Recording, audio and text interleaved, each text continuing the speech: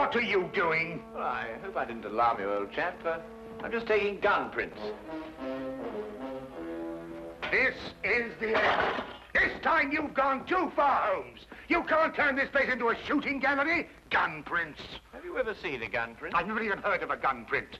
You'll kill somebody one of these days, Holmes. Parliament ought to pass a law against people like you. Well, of course, gun print's just the name I've given it. Actually, it's the marks on the bullet left by the rifling in the gun barrel. Ah! Yeah, would you like to look at these two bullets under the magnifying glass? You'll observe that they have different markings because they were fired by different guns. I'm not interested, not in the least interested. The police will be here in a minute. But you should be interested, Watson. You're interested in saving lives, aren't you? Of course, but... Well, look, this very little experiment may very well save a life someday. How can firing bullets from here into... Wait a minute. Take the case of a man who is accused of murder. I'd rather not. The prosecution claimed that the bullets were fired from his gun. They probably were. The man was guilty. I can see it all. Yes, but if it can be proved that it was impossible by the markings, then an innocent man's life could be saved. That's all very well and good, Holmes, but this flat is not the place to conduct these sort of experiments. How would you like it if I started to practice my surgery in the bathtub or on the kitchen table? Could you manage it in the bathtub, do you think? No, I give up. And now, if you're not keeping this appalling smell for experimental purposes, I will, with your permission, open the door. Holmes, I told you. I knew you'd gone too far. Now you have shot somebody. Well, if I have, I shall have to certainly correct those guns for drift. Oh, that's fantastic. He seems to have some breath in him still.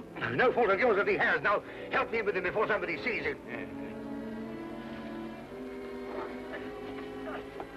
Really, firing off revolvers, brewing poison, frightening people. It's more than a man can stand, Holmes. Really, more than a man can stand. Am I wounded badly, please? I'm a poor man. I can't afford a hospital. No. You'll be all right in a minute. You've just fainted from something. Something, you say? Didn't you hear what happened? I was outside, about to knock at your door, when suddenly I was attacked. Someone turned a revolver loose on me, bullets flying everywhere. I tried to fight back bravely, but there were too many of them, 6 or 7 at least, all firing guns. I'll get you a glass of brandy. Oh, thank you. You'd better call the police. They may try it again, whoever they are. Maniacs and foreigners, I'll be bound. No. You're quite safe now. Those shots came from my revolver and were fired into that wadding over there. You mean you were the one who... Yes, I was just carrying out a little experiment. I must apologize for any shock I may have given you. And no one is after me? And not to my knowledge, Mr. Wilson. Here, will you drink this, huh? Oh, thank you. You called me Mr. Wilson just now. How did you know that was my name? Well, it's on your collar. Very shrewd indeed, you're noticing my name like that. In fact, you've got exactly the kind of mind that could help me to unravel my mystery. That is, if you're willing to lend a poor man a hand.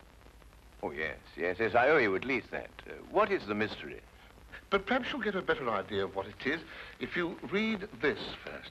Yeah, it's in the wanted column. Read it for yourself. Ah. To the Red-Headed League. On account of the bequest of the late Ezekiah Hopkins of Lebanon, Pennsylvania, USA, there is now another vacancy open which entitles a member of the League to a salary of £4 a week for purely nominal services. All red-headed men who are sound in...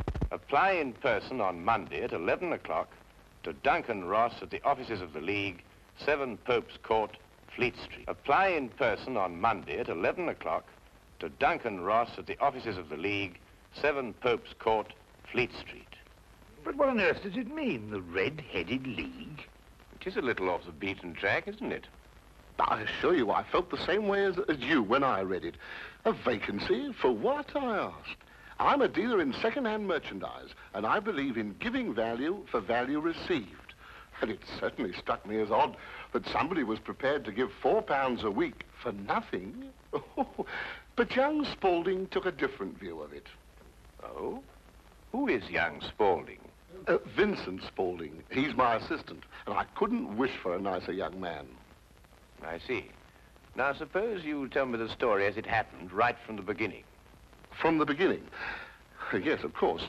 Well, it all started 2 months ago when that paper came out. I was in the shop at the time. I'm there practically the whole of my time. I'm a widower and I've got little else to do. When young Spaulding came back from lunch. Mr. Wilson, if you only knew how I wish that I had red hair like you. Huh? Don't believe it or not, here is another vacancy for the League of Red-Headed Men. A league of what? Red-Headed Men. Surely you've heard of them, haven't you? Oh, I'm afraid I don't get about as much as some of you young people do. Well, I should have thought everyone would have heard of the League of Red-Headed Men. Well, at least everyone who was eligible. Now, a man like you, if he were accepted, could make himself a nice little nest egg without hardly lifting a hand. Vincent, I've told you before, there's one thing you've got to learn in life. Nobody ever gets anything except by the sweat of his brow. Value receives value. What is this Red-Headed League? Take a look at this paper yourself. How I wish my hair would change color, really I do. What a nice little nest egg I'd make for myself. Well, this doesn't make sense to me. No? Will you see the name? Ezekiah Hopkins? Yes. Oh, he was an American millionaire. Very peculiar in his ways. He was red-headed himself and had great sympathy for all red-headed men. So, when he died, he left an enormous fortune in the hands of trustees to make life easier for all red-headed men. Oh, really? Yeah, red-headed men. Uh-huh. Oh, but I couldn't apply even if I wanted to. I've got the shop here to look after. Oh, that's the whole point. The work don't amount to anything. Absolutely nothing at all. It need not interfere with a man's other occupation. Well, even so, probably millions of men would apply for it. No, this is limited to Londoners and to grown men. You see, this American started off from London and I suppose wanted to do the old town a good turn. And then again, I hear it's no use applying unless your hair is a real fiery red. Huh. Do you think my hair is red enough? I've never seen any redder. I could use the money. There's all sorts of repairs I could do, and... Vincent, I'm going to investigate this league.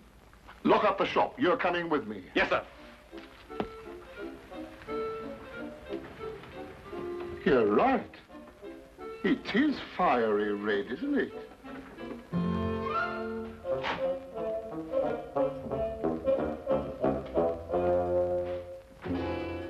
Let me handle everything. All right. Stand back, everybody. This is Mr. Hopkins' son. Go on, step back, or he'll see that you don't get interviewed at all. Mr. Hopkins, this way. Thank you for applying, Mr. Emerson. Your name will be kept on file, and in the event you are chosen to fill the vacancy, I'll get in touch with you immediately. Thank you, Mr. Ross. I do hope I win. My family and me could do with the money. We shall see what we shall see, Mr. Iverson. Thank you so much.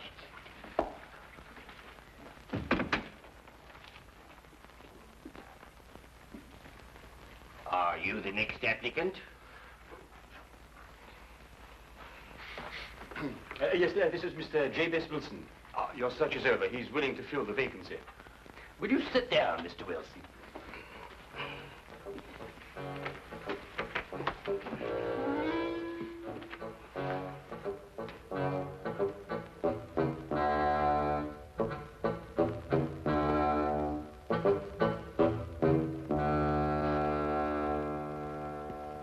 I've never seen anything like it. I told you, Mr. Wilson. It's extraordinary, beyond belief. Congratulations. It would be an injustice to hesitate. Oh, I've got the position. You have. You will, however, excuse me for taking an obvious precaution.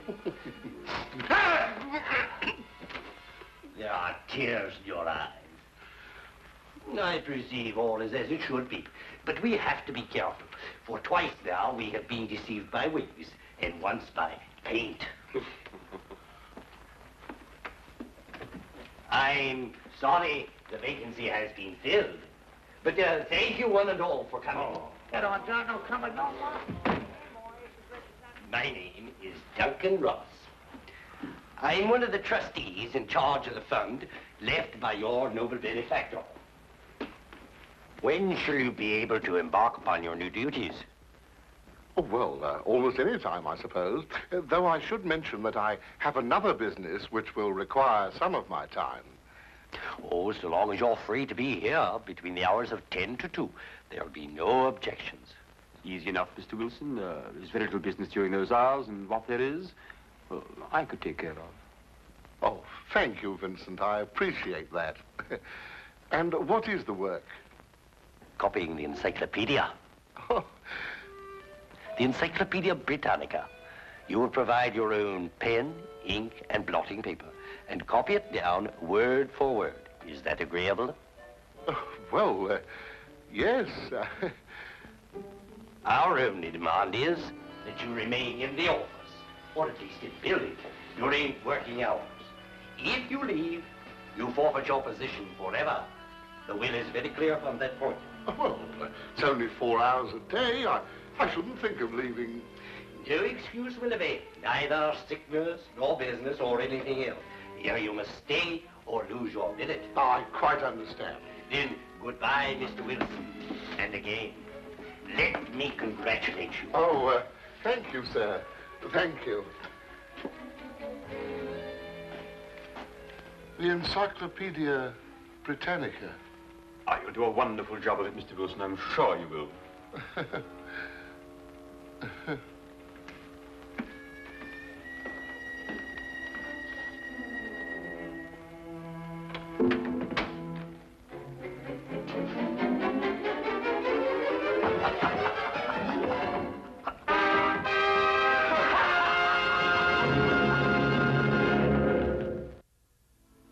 The first word was Archon. At the end of 8 weeks, I'd finished the A's and begun the B's. For this, Mr. Ross rewarded me every Saturday with 4 golden sovereigns. Yesterday morning, however, I got a staggering blow indeed.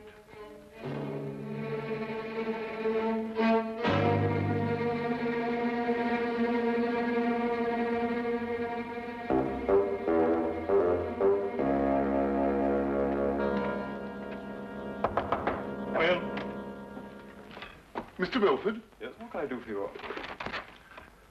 What's happened to Mr. Ross? Mr. Who? Mr. Ross! Duncan Ross!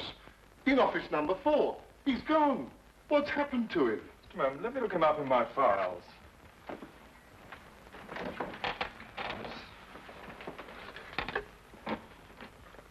Are you a customer of this, Mr. Ross? I work for him. That is, I did up until this morning. What did you do? I copied the encyclopedia. You copied? The Encyclopedia Britannica. Wouldn't it have been cheaper buying another encyclopedia rather than going to all the trouble of copying it? You don't understand. That's the work the Red-Headed League required me to do. Look here, my good man. If this is a joke, I fail to see the humor. If it isn't, it's my duty to inform you that office number 4 was rented temporarily to William Morris, an accountant. I never heard of Duncan Ross, nor the Red-Headed League in all my life, and I'm certain they never existed. I got the home address of William Morris, but when I arrived there, it turned out to be a factory making ladies' unmentionables. No one had ever heard of William Morris or Duncan Ross. My word, you really were on a wild goose chase, weren't you? After that, I didn't know quite what to do. The whole experience was so embarrassing, I could hardly make myself tell it to Spaulding. Then, quite naturally, you thought of me. Oh, as I said before, I'm not a rich man. If I don't locate the League or find out what happened to them, I stand to lose £4 a week. You don't stand to lose anything, Mr. Wilson. You can't lose something you didn't possess in the first place. And the story is probably a pack of lies in any case. Holmes. And if it isn't, you've no reason to complain. You're £30 richer by your experience, not to mention the invaluable knowledge you've gained on every subject under the letter A. If I were you, Mr. Wilson, I'd be quite grateful and forget about the whole affair. Good day to you, sir. Well, I hardly expected this kind of treatment. If you should discover a corpse at your second-hand shop in an old cello case, you're perfectly welcome to return. In the meantime, I have an experiment to conclude. I'm going to find out if firing a gun in a house is illegal. If it is, you can rely on me to report you.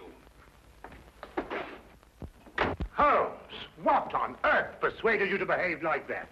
Yes, it was rather unseemly behavior, wasn't it, Watson? Right. But absolutely necessary, I assure you. But why? Well, if I tell him I was willing to take on his case, he'd probably give me away to the wrong party. Why burden him with the necessity of having to keep a secret? Then you mean you're going to take the case? I wouldn't miss finding out about the Red-Headed League for all the tea in India. China, Holmes. Do you think it could be a prank, some sort of wild practical joke on Mr. Wilson? Well, at £4 a week for 8 weeks, the joke would be on someone else. It is a considerable sum, isn't it? The case as I see it breaks down into two whys. I think I know the first why, but the second why eludes me. Well, which is the why you know and which is the why you don't know? Well, why was the League formed? Now, that's obvious. To keep Wilson out of the shop for a certain number of hours a day. But why is the why that I want to know? Well, why is the why that you want to... I see. You mean somebody tried to get Wilson out of his shop in order to steal something from him? No. The case is too elaborate to justify stealing from so small a shop as Wilson's.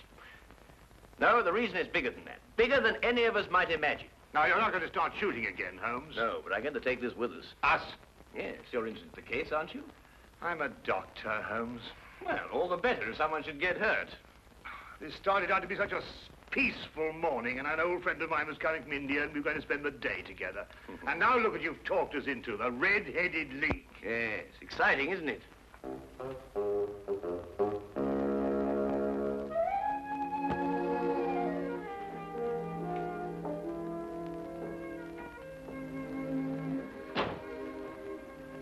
Seems to be nobody here.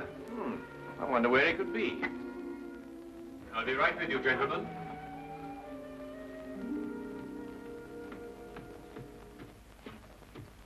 May I help? I'm sorry, I was occupied in the cellar. I hope I haven't kept you waiting. Not at all. My friend here is interested in making a purchase. Mm-hmm. Anything in particular? Anything, well, you never know what you might, oh, what's that? That? Yeah. That is a, oh, yes, this is fascinating. This is the, you know, it's the essential part of the structure of a wild boar trap. No, really? Yes. By Jove, a wild boar trap, eh? How very interesting. Now, and a very fine specimen as wild boar traps go. Yes, oh, indeed. yes, Yes. a very fine. Oh, indeed. Reminds me of my day. There we were, all lined out in a row, as far as the eye could see. Yes. Down the hill came the enemy, and the Battle of Royal Burnett was on. Yes, if you excuse me. There we were, outnumbered 112 to 1. That was from the count after the battle, as you understand. Yes, I'll say perfectly. Charge, they shouted, as down the hill they came, the hordes of heathen, at 112 to 1. And from that moment I became a collector, and I've been a collector ever since. You understand that, of course? Oh, yes, but that is a quite perfectly natural reaction. It's 1 o'clock. It's 1 o'clock. What? Yes, 1 o'clock. Our engagement with the Colonel. The You Colonel? remember? The one who led you in the charge. Oh, of course, yes. Well, I hope you'll keep that for me, will you? Well, there's been a fearful run on wild boar traps lately, but I'll do my best. Thank you, thank you. Thanks so much. Good afternoon. Well, what did you discover? The knees of Spaulding's trousers show considerable wear. What does that mean? That's a great deal. Let me have your stick for a minute. What are you doing? Well, no time to explain now, but a considerable crime is in contemplation. And since today is Saturday, we may have some difficulty in preventing it. What kind of a crime? A bank robbery. What? Shh, shh, shh. Meet me at the side entrance of the Westminster County Bank at 10 o'clock sharp. Yes, is that the bank that's going to be... Yes. At 10 o'clock sharp, remember? Yeah. The basement vaults of the Royal Westminster Bank, as you can see, they are impregnable.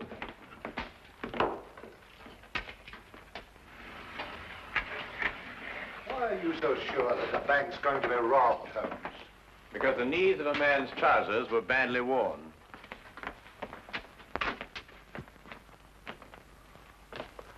I can't see how they can possibly get in here.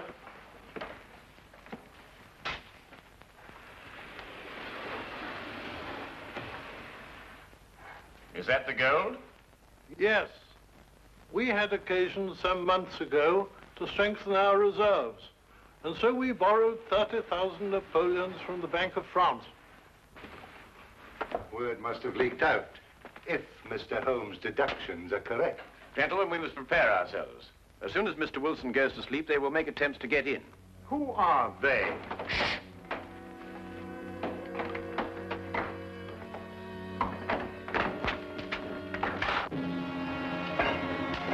Get back.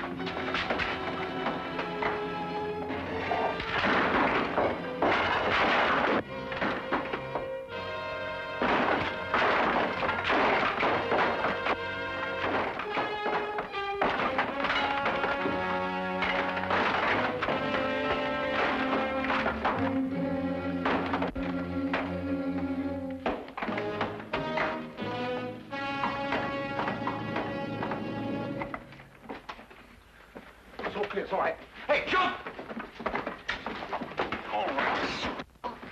All right, Spaulding, your bank-robbing days are over. So I see. I fancy my pal got away all right, though. There are 3 policemen waiting for him at the other end. You seem to have done things very, very, very neatly. I must compliment you. But I feel obliged to reciprocate. Your red-headed league was very inventive indeed. Here. You were the one who came into the shop this afternoon. You came with... With me? Ah. I thought there was something very, very queer. You don't look like a collector at all. They helped to collect you, didn't they? I think you'd better come along with me.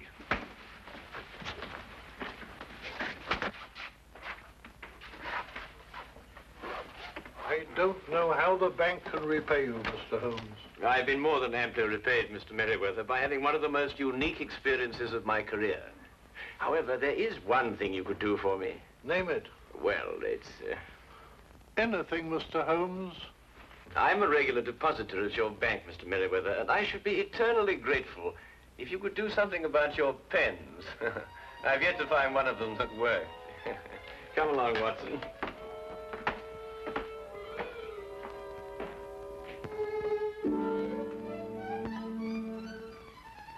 What I shall never understand is how you suddenly knew there would be a bank robbery. Well, if you remember, when we visited the second-hand shop, Spaulding was in the cellar. I didn't pay much attention to it at the time, but later on I noticed that the knees of his trousers were badly worn, as if he'd spent some time kneeling, doing some sort of burrowing work. But burrowing where? Perhaps from the cellar to the next building. The moment the thought occurred to me, I whisked you outside and surprised you by tapping on the pavement with your stick. You certainly did. Oh, I'll just go and see who it is.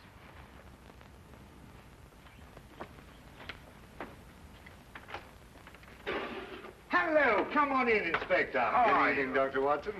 I hope it's not too late to make a call. Of course not. Come right on. Well, I saw the light was on, and I just thought I'd drop in. Ah, how are you, Inspector? Now, make yourself at home. Oh, Have a chair. Thank you very much indeed. Cup of tea? Yes, please. Well, by the time the newspapers come out with a report of your exploits tomorrow, Holmes, you'll be a hero. Well, I shall try and remain humble through it all. Yes, the whole of London, except, of course, Mr. Wilson. Unless I miss my guess, he wants me still to arrest you. Arrest me? What for? Well, he didn't like the way you treated him last night, you know. And then, of course, he complains that... Oh, no, it's too ridiculous. Still, I think you'd enjoy hearing about it. He claims that you were firing a revolver in this house. You know it's against the law, don't you? But who in their sober senses would do such a thing?